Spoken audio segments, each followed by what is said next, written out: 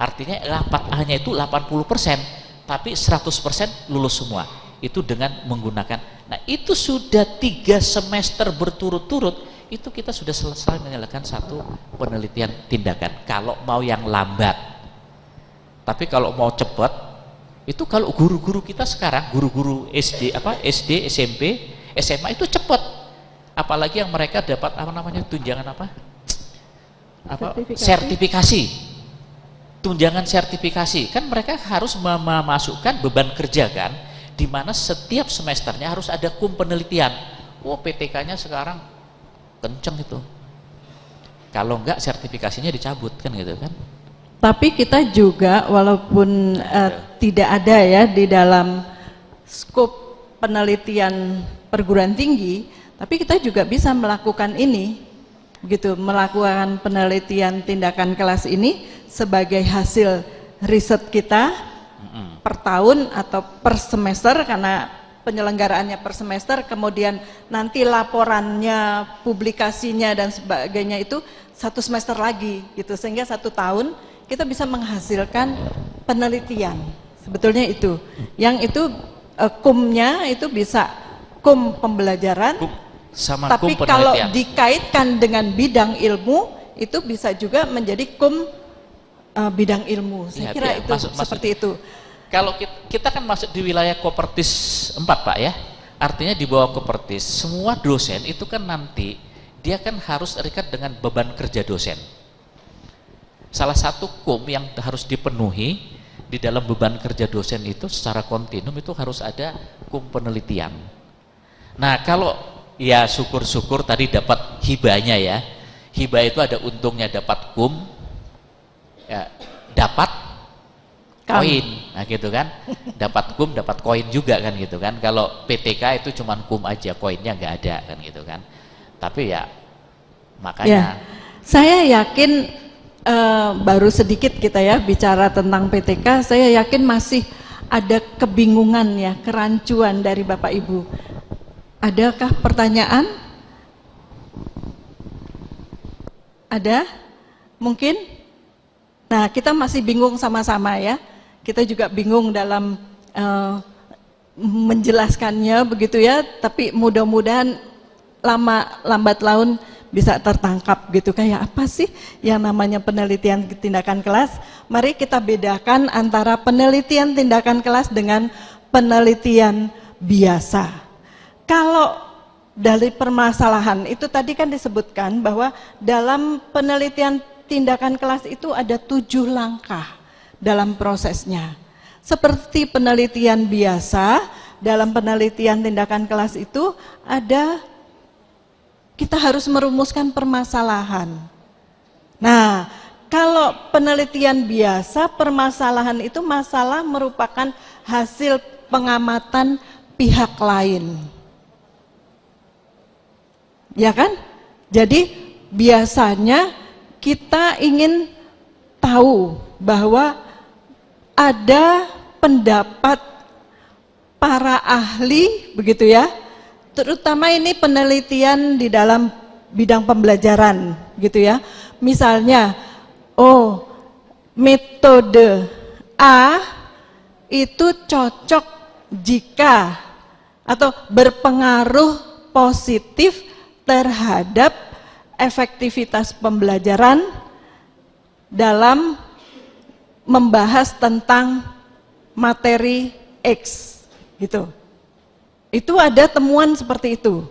Kemudian kita teliti. Nah, hasilnya kok ternyata tidak signifikan hasil penelitian kita, tidak sesuai dengan temuan yang lampau. Itu penelitian biasa seperti itu biasanya. Jadi ada teori, ada hasil penelitian, atau ada pendapat hasil eksperimen yang mengatakan X berpengaruh terhadap Y, gitu. Nah, kemudian kita teliti itu. Itu seperti itu biasanya permasalahannya dari situ. Penelitian tindakan kelas itu adalah masalah yang dihadapi oleh peneliti sendiri. ketika saya mengajar, ketika saya melakukan proses pembelajaran, mahasiswa saya selalu datang tanpa siap membaca. Misalnya, mereka tidak membaca sebelumnya. Sehingga kalau kita ajak diskusi, kalau kita ajak dialog begini, semuanya pasif. Iya kan? Apa yang terjadi?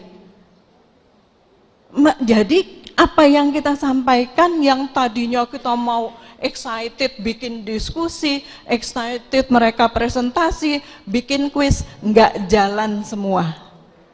Karena apa? Karena mereka tidak membaca sebelumnya. Itu penyakit mahasiswa. Ya enggak? Sama dong. Iya. Nah, oleh sebab itu masalah bagi saya. Gitu, sehingga saya ingin meneliti, memberi tugas, sebetulnya itu ujung-ujungnya tugas membaca. Tapi saya memberikan tugasnya dengan cara bertanya apakah apa saja yang harus mereka baca.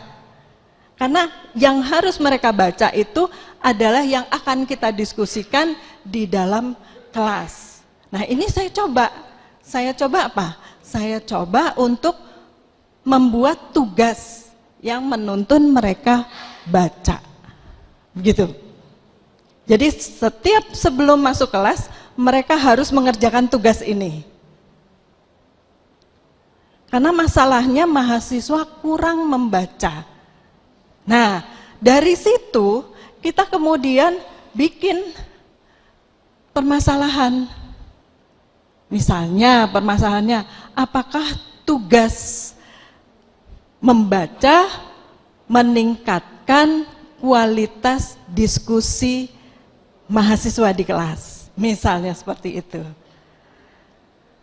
Jadi permasalahan itu ada pada kita sebagai dosen, tapi bukan kita yang bermasalah, tapi ada pada kelas yang kita kelas kita yang kelas yang menjadi tanggung jawab kita, kelas pembelajaran kita, gitu. Nah, apalagi mungkin dari segi tugas seperti itu, atau dari segi mereka datang selalu terlambat. Mereka datang selalu terlambat. Sehingga bolak-balik kita mengingatkan, besok jangan terlambat, terlambat lagi. Besok jangan terlambat lagi. Begitu kan? Akhirnya, oh ternyata di kelas ini saya perlu membuat aturan main. Gitu. Misalnya aturan main kalau terlambatnya 1 menit masih boleh masuk. Tapi kalau 5 menit tidak boleh masuk, resikonya mereka harus mengerjakan apa misalnya. Nah, itu yang menjadi permasalahan kita di kelas. Nah, ini yang bisa kita lakukan dan kita teliti. Melakukannya sebagai tindakan, menelitinya itu merupakan riset kita di dalam kelas. Ini contohnya, misalnya ya, dalam PTK, mengapa saya tidak berhasil menerapkan metode drill and practices dalam pembahasan materi vocabulary dilihat dari tugas mahasiswa. Misalnya, jadi itu yang saya alami. Aduh, rasanya saya sudah membuat metode ini mereka menjadi aktif gitu. Tapi ternyata di dalam kelas mereka tidak aktif dan tidak banyak vocab yang mereka kuasai. Melafalkannya juga nggak bagus, begitu ya. Mengapa? Gitu. Ini pertanyaan dari penelitian tindakan kelas. Itu misalnya seperti itu.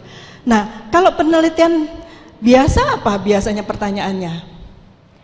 Apakah metode drill and practices berpengaruh secara signifikan terhadap hasil belajar mahasiswa? Karena mungkin penelitian yang lalu mengatakan bahwa drill and practices ini berpengaruh positif terhadap hasil belajar mahasiswa, maka saya ingin coba lagi.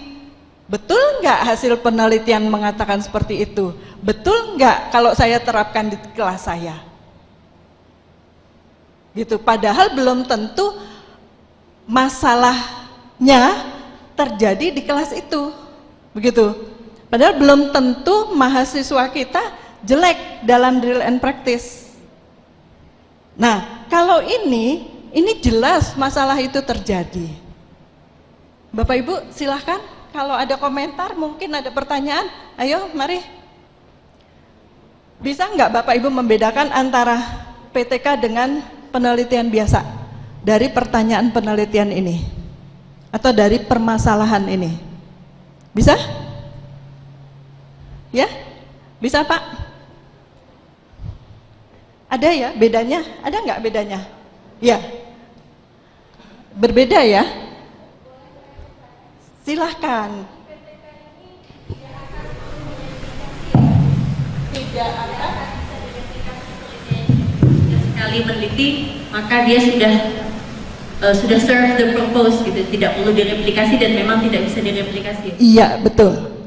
Karena yang unik tadi, karena situasional, karena hanya pada kelas itu, kemudian hanya yang terjadi pada mahasiswa ini, begitu ya, sehingga tidak bisa ini dianggap general, gitu, untuk membuat suatu keputusan bahwa yang namanya drill and practice itu adalah hal yang paling jitu untuk vocabulary, gitu, misalnya, nggak bisa. Gitu, itu yang dimaksud dengan, jadi generalisasinya itu tidak bisa. Sementara kalau penelitian biasa itu